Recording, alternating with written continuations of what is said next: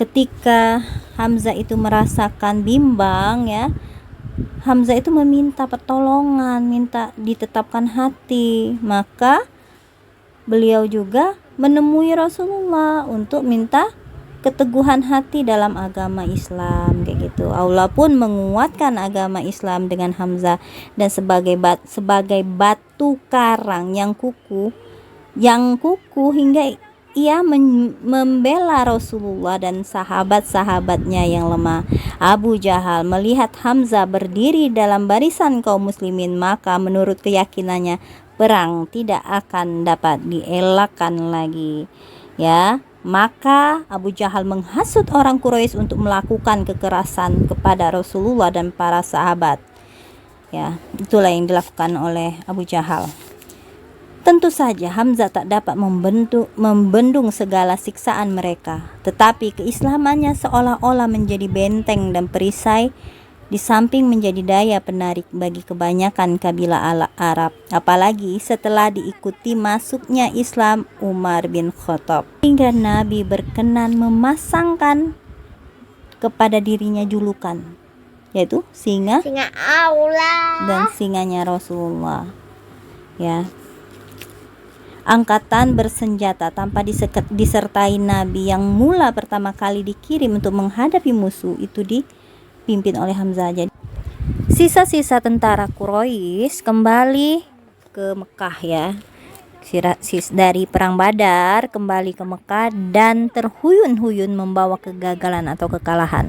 Abu Sofyan tak ubah bagai pohon kayu besar yang tumbang dan tercabut dengan urat akarnya. Ia berjalan dengan kepala tertunduk meninggalkan medan perang. Pemuka Quraisy yang telah tidak bernyawa seperti Abu Jahal, Utbah bin Rabi'ah,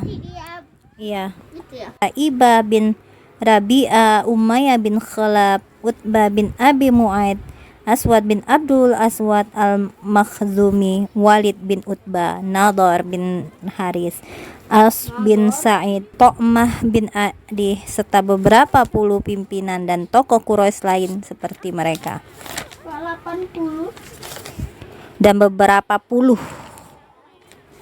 Sungguh Quraisy tak mau menelan kekalahan pahit begitu saja. Mereka mulai mempersiapkan diri dan menghimpun segala dana dan daya untuk menuntut balas ya kekalahan mereka. Dan datanglah perang Uhud, di mana orang-orang Quraisy tumpah keluar. Mereka disertai oleh sekutu mereka dari kabilah Arab lainnya yang dipimpin oleh Abu Sofyan. Iya, sebelum Abu Sofyan masuk Islam ini.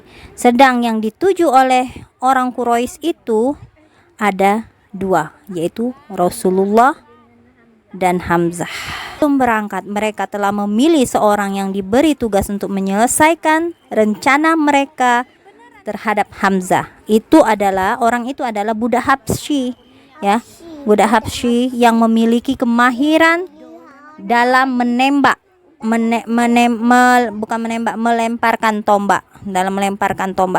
Dalam peperangan nanti mereka memerintahkan budak itu untuk memusatkan perhatian hanya pada satu tugas saja, yaitu menjadikan Hamzah sebagai buruan dan melepaskan lemparan tombak dengan lemparan yang mematikan kepadanya. Dan mereka memperingatkan agar tidak melalaikan tugas itu bagaimanapun juga jalan perang dan akhir kesudahannya.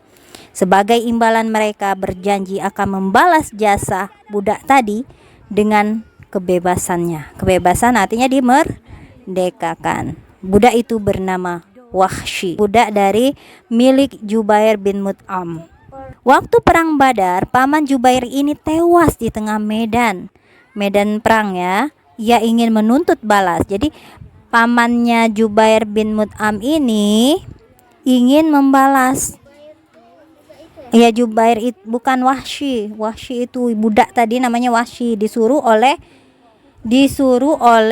Jubair bin Mut'am karena pamannya Jubair tadi tewas. Jadi ingin membalas dendam. Nah, jika kamu berhasil membunuh Hamzah, maka kamu bebas. Kemudian mereka bawa ia kepada Hindun binti Utbah, yakni istri Abu Sufyan, agar dihasut dan didesaknya untuk melaksanakan rencana yang mereka inginkan. Nah, jadi Hindun ini berperan benar, dihasutnya ya. Dalam perang Badar, Hindun telah kehilangan bapak, paman, saudara dan putranya. Nah, tuh. Jadi banyak ya yang meninggal pada perang Badar, keluarga Hindun ini. Disampaikan orang kepadanya bahwa Hamzah lah yang membunuh sebagian keluarganya. Dihasutnya Hindun tadi, binti Utbah tadi, bahwa 4 orang tadi sudah dibunuh oleh Hamzah, dan dia ingin kepalanya Hamzah. Kayak gitu ya. Iya, karena dia sangat benci sama Hamzah, karena keluarganya mati semua di tangan Hamzah, karena dihasut kan. Padahal mungkin bukan Hamzah yang membunuh semuanya itu. Ya kan banyak muslim yang lain kan. Namanya perang. Berhari-hari lamanya sebelum peperangan dimulai, tak ada pekerjaan Hindun kecuali menggembleng dan menghasut Wahsy, serta menumpahkan segala dendam dan kebenciannya kepada Hamzah, dan merencanakan peran yang akan dimainkan oleh budak itu. Ia telah menjanjikan kepada budak itu, andaikan ia berhasil membunuh Hamzah, akan diberinya kekayaan dan perhiasan yang paling berharga yang dimiliki oleh wanita. Sementara itu jari-jarinya yang penuh kebencian memegang anting-anting permata yang mahal serta kalung emas yang terlilit pada lehernya. Dikatakan kepada Wahsy, "Jika kamu dapat membunuh Hamzah, maka semua ini menjadi milikmu." Hanya apa? Menjadi miliknya apa?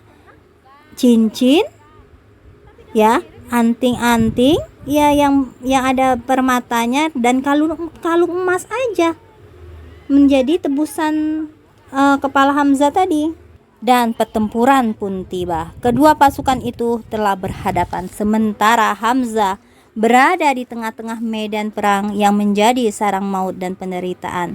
Ia memakai pakaian pedang, sedang di dadanya terdapat bulu burung unta yang biasa diambilnya sebagai penghias dada dalam peperangan. Hamzah pun mulai menyerbu dan menyerang kiri dan kanan. Setiap kepala yang diarahnya pasti putus oleh pedangnya. Pukulannya terhadap orang musyrik tidak henti-hentinya, seolah maut menyerahkan diri ke dalam tangannya.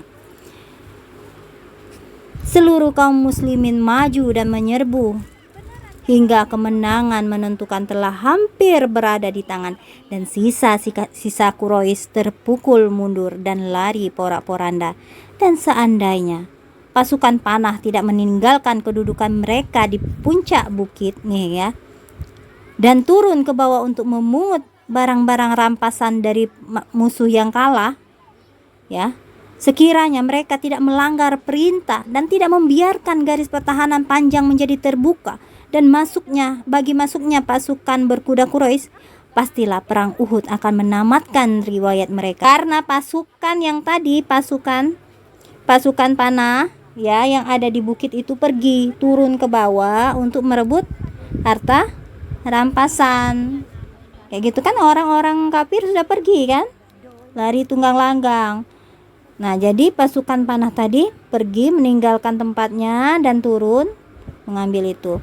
Di saat mereka lengah dan tidak waspada, pasukan berkuda Quraisy menyerang kaum muslimin dari belakang hingga mereka jadi sasaran. Hamzah melihat apa yang terjadi, maka baik semangat, tenaga atau perjuangannya dijadikannya berlipat ganda. Ia menerjang ke kiri dan ke kanan, ke muka dan ke belakang, sementara Wahsy mengintainya dari sana dan menunggu terbukanya kesempatan untuk melemparkan tombak ke tubuhnya. Ini cerita Wahsy ya. Saya seorang Habsyi dan mahir melemparkan tombak dengan teknik Habsyi, hingga jarang sekali lemparanku meleset.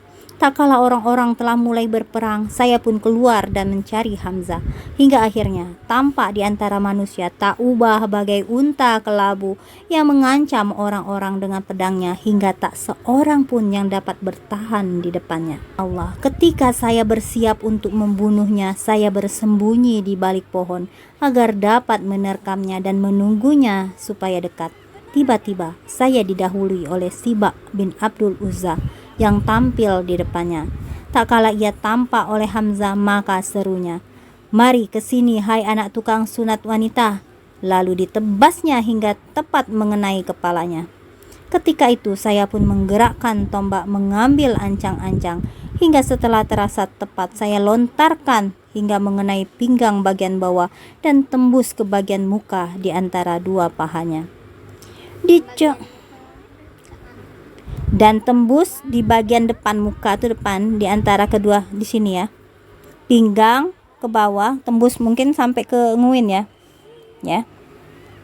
Dicobanya bangkit ke arahku, tapi ia tidak berdaya lalu rubuh dan meninggal. Saya datang mendekatinya dan mencabut tombakku, lalu kembali ke perkemahan dan duduk di sana, karena tak ada lagi tugas dan keperluanku. Saya telah membunuhnya semata-mata demi kebebasan dan perbudakan yang